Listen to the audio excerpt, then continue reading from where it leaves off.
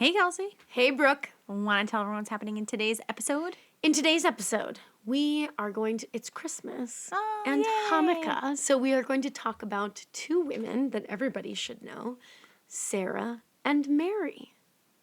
I want to say I know them, but I do not. Okay, there'll be a quiz later. Great. Let's get into this. Hello, and welcome to Remedial Herstory, the other 50%, the podcast that explores what happened to the women in history class. Now, here's your host, Kelsie Brooke Eckert, and her partner in crime, Brooke Neva Sullivan. Episode 22, Sarah, Mary, and Virginity. Oh, Jesus. There'll be a quiz, like I said. All right. I'm all ears. Who are these bitches? I don't know if you should use that word to describe the Virgin Mary. Oh, all right. I'm with ya. So Hanukkah ended on Friday. Yes, shalom. Shalom. And I thought that it might be a nice idea to sip some cocoa and to talk about these two matriarchs of two of the world's religions, Judaism and Christianity. And because I think that, well, first of all, around this time of year, people are talking about religion more, Right, faith more. And then in particular with Christianity, they're literally like acting out the birth of Christ. So like we might as well, talk about Who's acting out the birth of Christ? pageants. What do you think Christmas pageants are? Sorry, I haven't been to church in a long time. We can tell. Forgot that was a Should thing. I talk to your grandmother later, or You could try. She's pretty dead. she's pretty oh, that's sad. Nah, but I don't know that she'd be all that depressed about not going to a Christmas service. Oh, okay. She always hated the Christmas Easter because she thought the fake people showed up. Bunch of liars. Bunch of liars. Okay, so let's start with Sarah. Do you know who Sarah is? I imagine that I don't know her, so I'm imagining that she's Jewish. She's Jewish, yes, but so let's start simply. The Torah, Jewish book, the Torah, Yep. is also the first portion of the Old Testament in the Bible. Okay. So the story of Sarah is something that Jews adopted, then Christians later adopted, then Muslims adopted. And so the Torah are considered holy books in all three of these major world religions, which is interesting. So Good to know. I think that Sarah and Mary's story are really important in talking about religion is central to culture, and most social studies teachers around the country teach culture classes. Yeah. And I think that the women in those religious stories often get overlooked. And I think that I think I will prove really quickly that they are central, and the same themes that are evident in the male stories are also evident in the female stories, and need to be taught in conjunction because they also outline women's roles in these cultures. We've also talked before about how religious history often gets left out of school because I think people are scared to teach it. I think people are scared to ask compelling or critical questions about people's religion. And I appreciate that. But I think there's a difference between looking at the historiography related to and diving into the sources related to beliefs that are fundamental to cultures around the world. There is a way to present information about religions in a passive way, and you give students the tools and the resources, and you say, Here is what people believed. Here is the evidence for that. These are the sources that talk about this. These sources are primary. These sources are not. We're trying to get our students to be good historians. And so asking them to look at even religious sources, which dominated political history and religious history for centuries, is important. And we've said before, and I'll say it again, religious history is women's history because in so many ways it prescribes their role. If you cut religious history out, you are cutting women out. And then the second thing I will say is people have zero hesitation in world history and world cultures classes at presenting the weirdest thing that world cultures believe. And yet, when it comes to Christianity in particular here in the United States, but maybe Judaism as well, I think people are less inclined to question it or to present information, historical information about it, because they don't want to offend anybody. And yet they are very perfectly comfortable offending, Muslims when they talk about, in Islam, they can marry multiple women, or, in Buddhism or Hinduism, and that's not okay. And so, if you're going to treat one religion one way in the classroom, then you need to do it to all of them.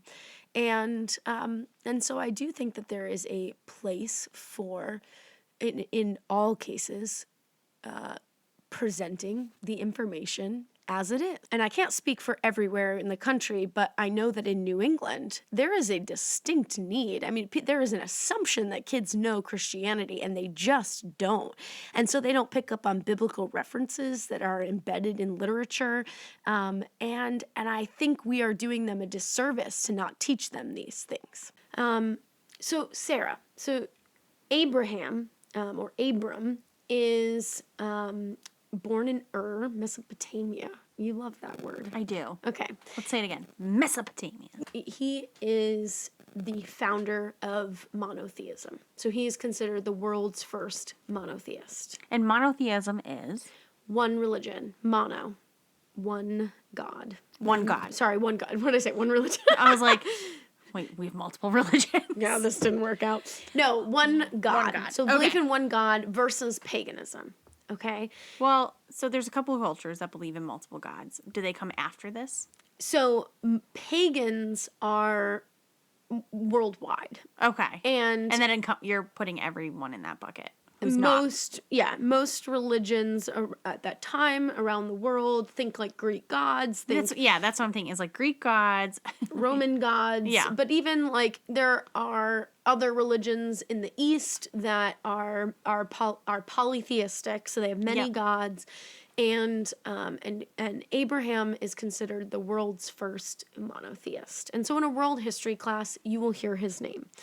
So he just was like, I only think there's one. And I decided this. Religious tradition says that God came to him, and it took a long time to convince him that there was just one God. Okay. So a part of this story, though, is he marries a woman named Sarah.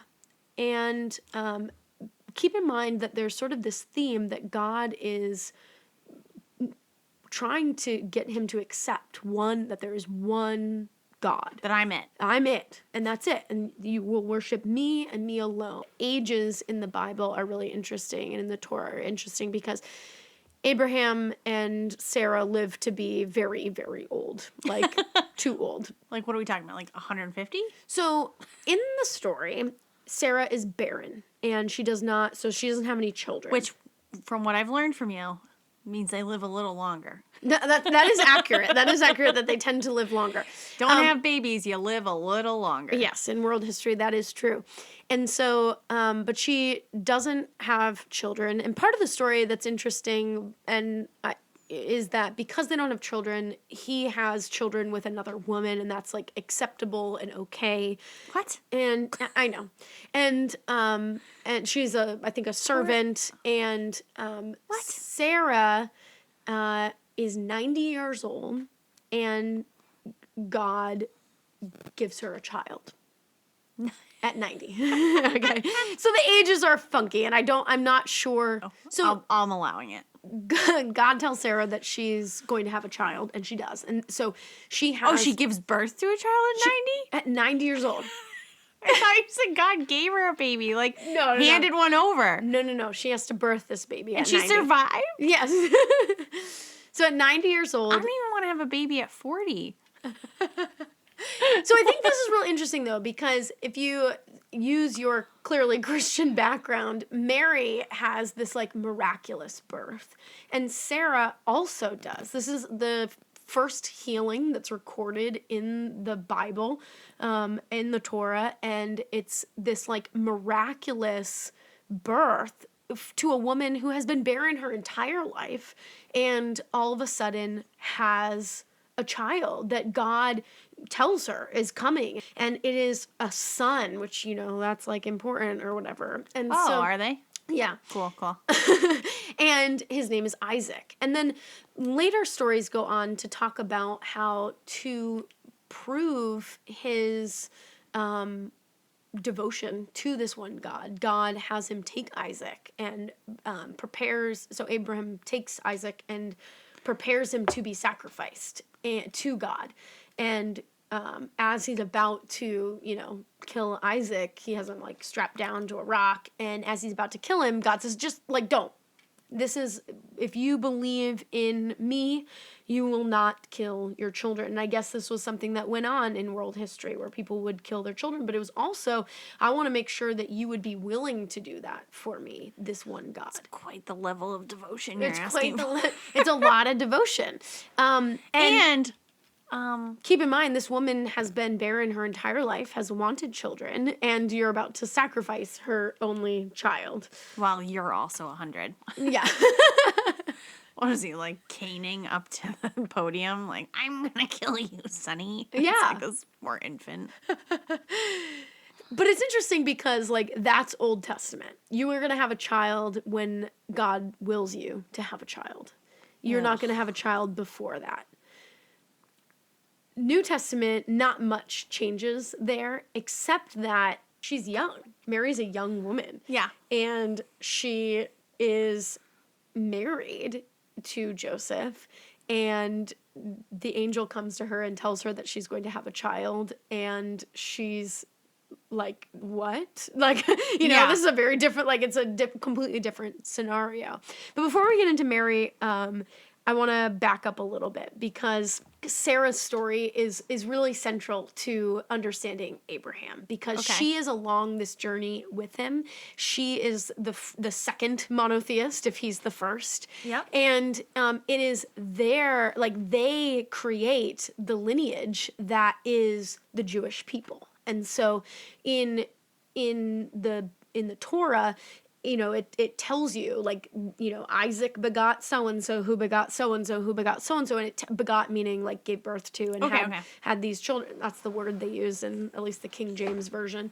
And so, it tells you the story of the Jewish people. And the Old Testament, or the Torah, is really just this narrative. It's this historical narrative of people and their journey through the Mideast, and being persecuted and coming back and to eventually trying to come back to Israel, to the Promised Land. Yeah.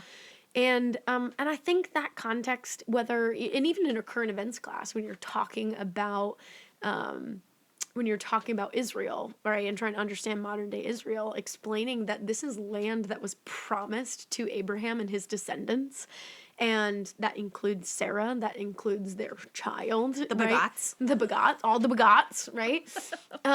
I think that's really important context. And Sarah's story, the first miracle recorded in the Old Testament, in the Torah, is really interesting, and you don't have to buy into the miracle portion of it, but I'm not there yet, but it's a good place to start. It is, but it helps you understand the belief system that, like, there is one God. If you witness a miracle, I can imagine you jump 2 feet in. You're like, I can't. There's no other way to just explain what just happened. Yeah. So if it's not God, I don't know how to explain it.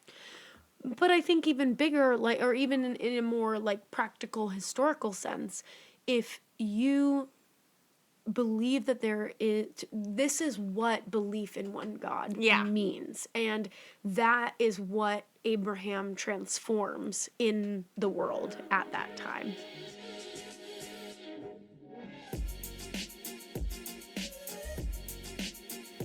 For lesson plan ideas and how to teach women's history, visit our website, www.remedialherstory.com.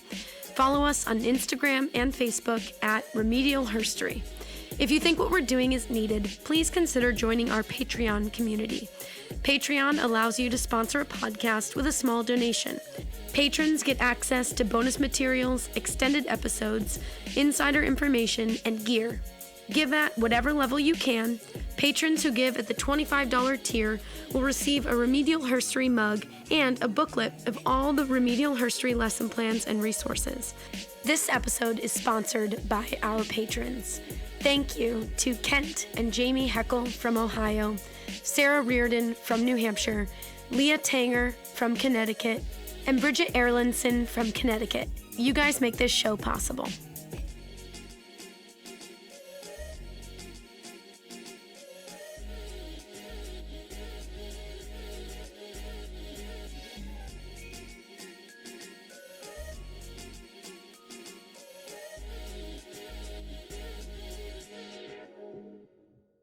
Well, hello there. Do you wish your high school history course had more drinking, more swearing, and more ladies? Well, do we have the show for you? Herstory on the Rocks is a long-form podcast talking about good women, bad women, fictional women, and non-fictional women from all times and places. Basically, each week we pair two women who we research with a themed signature cocktail. You won't be sorry you listened to our latest episode. Available everywhere you listen to podcasts. Cheers!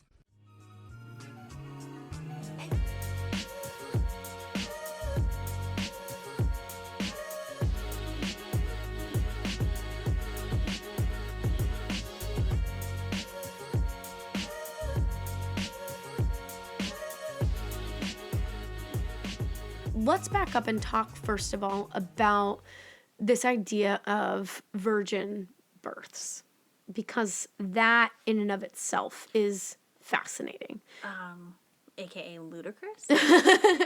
Well, so virgin births throughout the Greco-Roman world are actually super common, and that's very lost on religious people because this is supposed to be the miracle of Jesus's birth.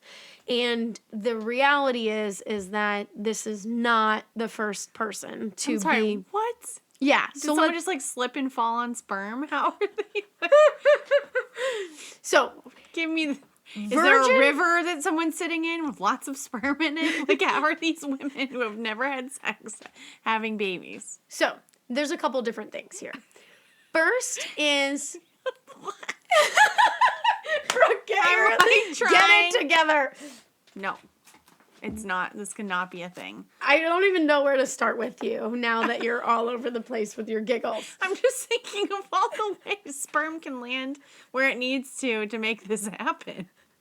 And I just... Sure. Yeah, Jesus. Okay, so first of all, virginity is a woman's most important asset. Oh, okay? is it? In the time, Brooke, in the time. I thought it was a heartbeat in a brain. My bad. So, most important asset because it is what allows her to find a mate, right? Power. Yeah, it gives her that power. Rosalind Miles, who's a women's historian, calls this a fetish with virginity, that people in the early European world had, this kind of obsession with it. This is supported in lots of works, not religious works, written by Roman people. There are stories of girls who are raped and their dads like kill them to save their honor because they had been defiled in the rape. And so these are sort of like honor killings because their virginity had been taken from them. Okay. So virginity it's essential. You need to protect it for these girls. And so that shows you that virgins are sort of being put on a pedestal in this Roman world. Okay. I'm with you, I guess. It is, if you want to create a woman who is holy and pure, she has to be a virgin. The idea that the mother of Christ could have had sex kind of is like defiling the perfection of Christ. Okay. I know. But let me back up, because it is known that almost all the major players of the Greco-Roman world insisted that they were part of or come from a virgin birth. So, Roman historians, the poet Virgil, say that Augustus's birth was not only prophesied, there was a guiding star involved in Augustus's birth story. A bunch of storks. And they trace Augustus's lineage all the way back to the two founders of Rome, Romulus and Remus. And Romulus and Remus were born from a virgin priestess in the Roman mythology. Okay. Your eyes are glazing. I mean, what? Okay. So then, further back, Alexander the Great, who had had the largest empire in world history before Rome, his parents were given notice from the gods. They believed in pagan gods, so they were they were notified that they were going to conceive a child. They were given messages from these divine beings in dreams, and his father saw in a dream saw his mother lying there with a serpent on her, and it was a sign to the father that he needed to stay away, for some divine being was going to impregnate her.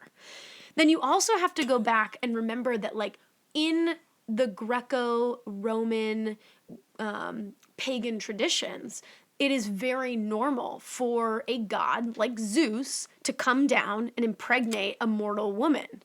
Yep. Right? Yep. That happens over and over in the mythology stories. Yeah. And so this is the world that Jesus is being born into, where it is this is a normal way that you can establish your prestige by saying that your mom was pure and a virgin. So bizarre. And it's very interesting that all of these people have very similar stories where gods come to their parents, and gods or God come to their parents and say, you're about to give birth to this, superhuman person. Be warned. There's a star. There's a virgin, You're in for it. This kid's going to be hell. Yeah. Maybe not literally it's Christ. So it's, Maybe heaven. Maybe heaven. Come on, Brooke. Get your act together. Jesus is my son. You also have to remember that, and I think it's interesting, we celebrate the holiday Christmas, which is supposed to be Jesus's birth. Is it? And I don't think that people know the date of Jesus's birth. But what's interesting is that December 25th is the winter solstice. Right. And this is a traditional pagan holiday.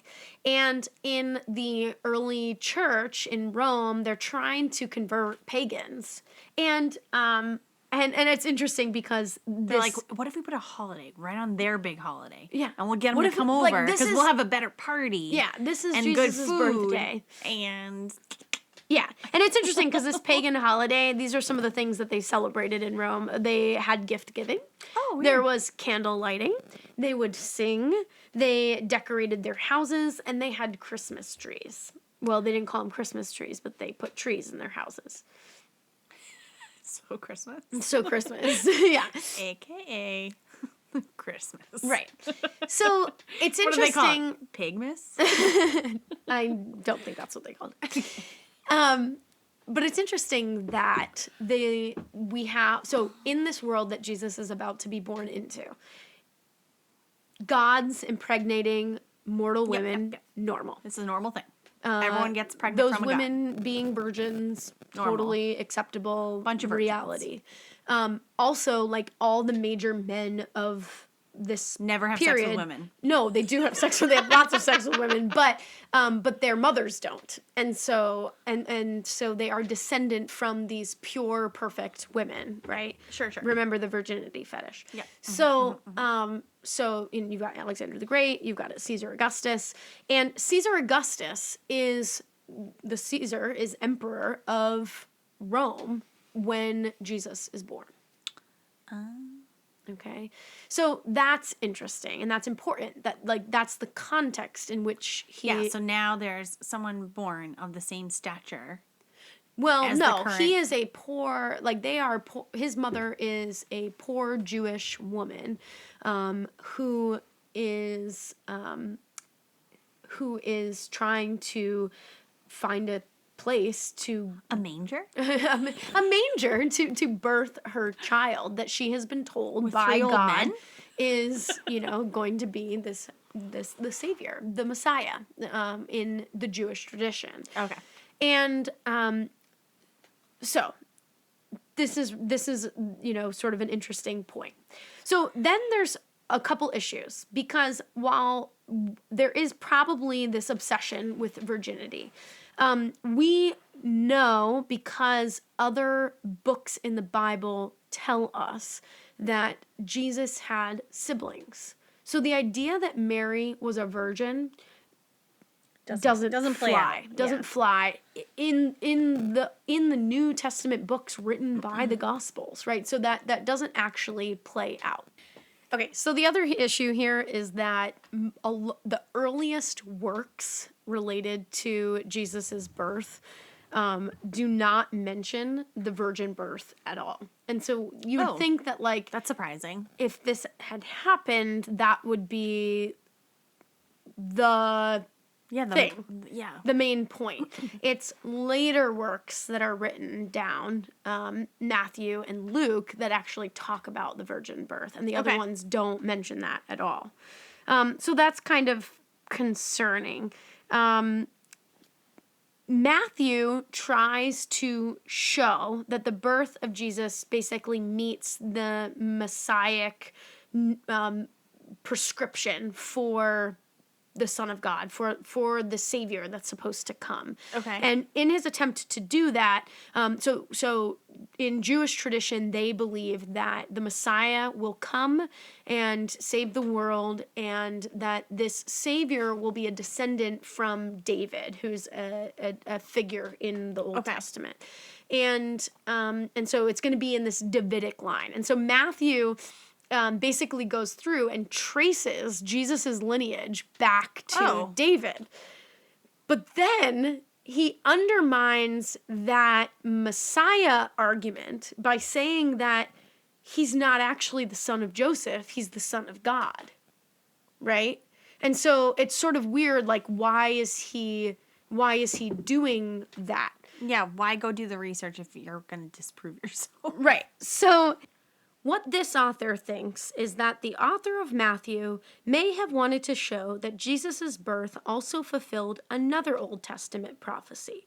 He quotes from the book of Isaiah, an Old Testament book. He says, "Behold, the virgin shall conceive and bear a son, and they shall call his name Emmanuel."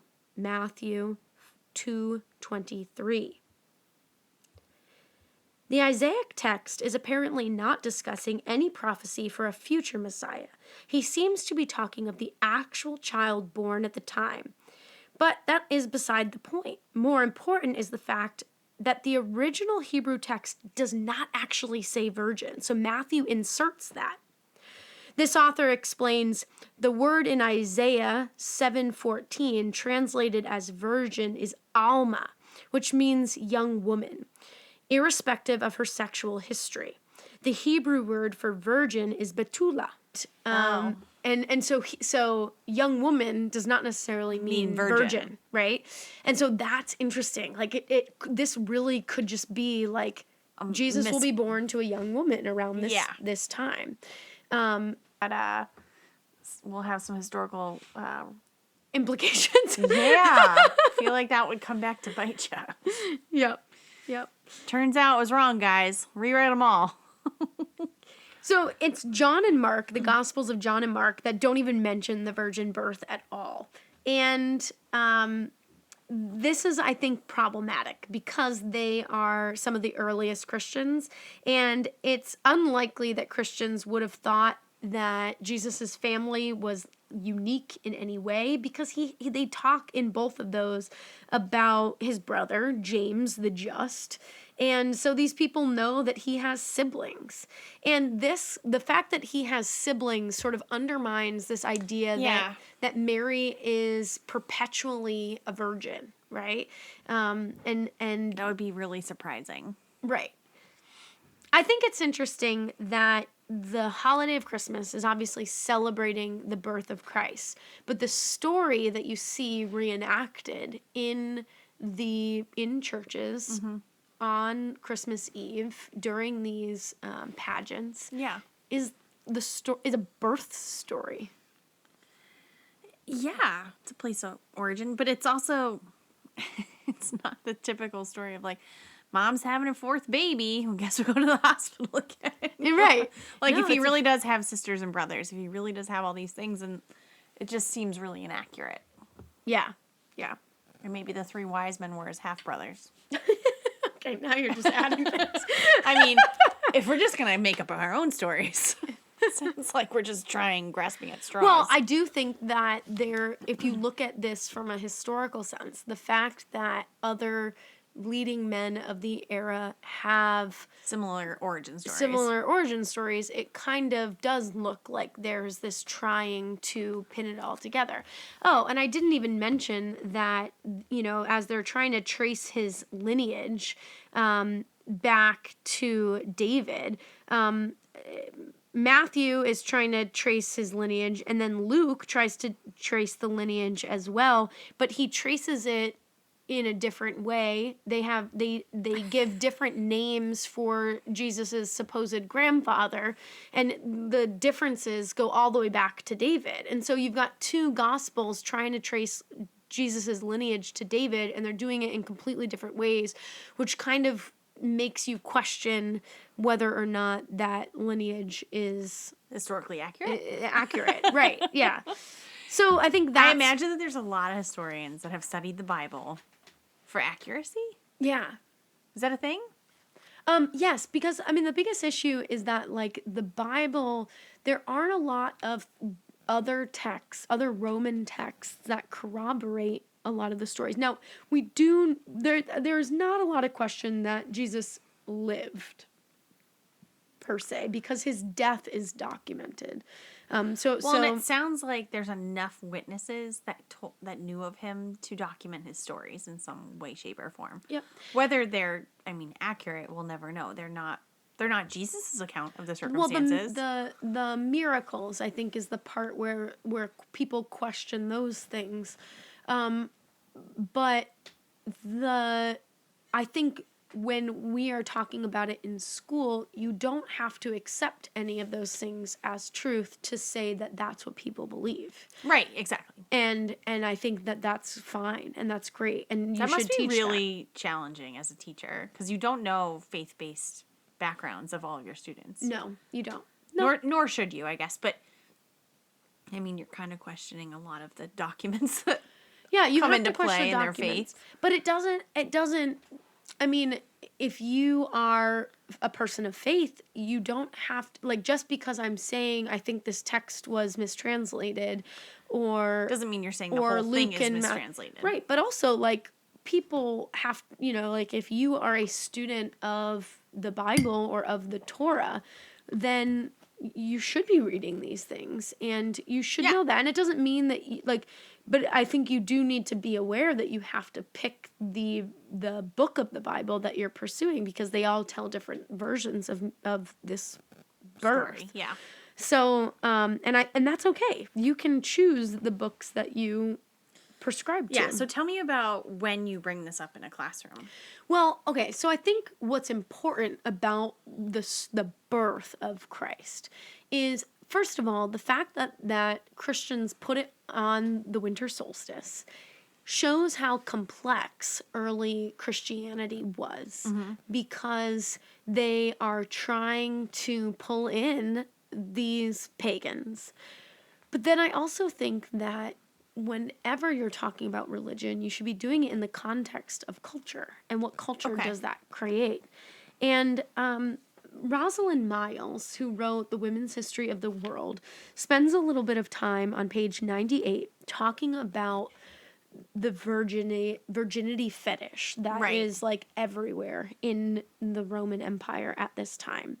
And she talks about, and I think she's a little intense about how much she feels like women were basically like misogyny was real in this time. And I mean, the fact that a father would kill his daughter because she was raped, like that is just a lot to fathom. Yeah, but that's still happening today. So she says, yet Christ was born of a woman.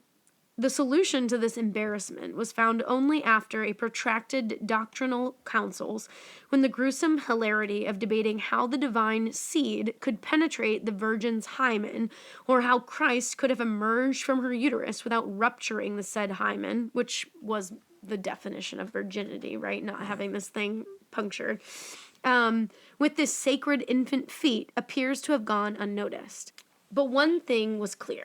The Christian fathers had to protect Mary's purity in order to protect his.